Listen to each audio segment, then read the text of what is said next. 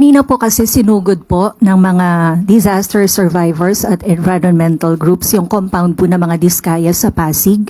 Nagbato po sila doon ng putik at nag-spray paint po ng word na magnanakaw doon po sa gate ng St. Gerard Construction.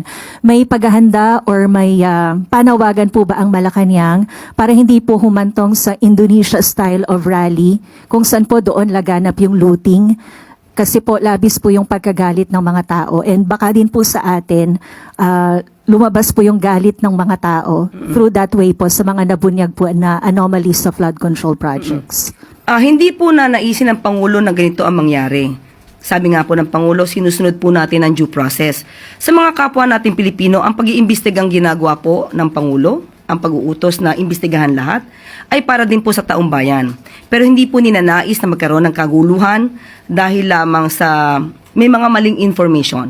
Dahil ito daw ay ginagamit para mas paalabin ang galit ng mga Pilipino. Hindi po yun ang nais ng Pangulo.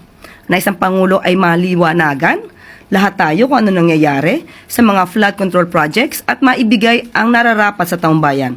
So, inuutos naman din po ng Pangulo sa mga concerned government agencies natin, sa mga law enforcement natin, na huwag niyo pong hayaan na mangyari po ito.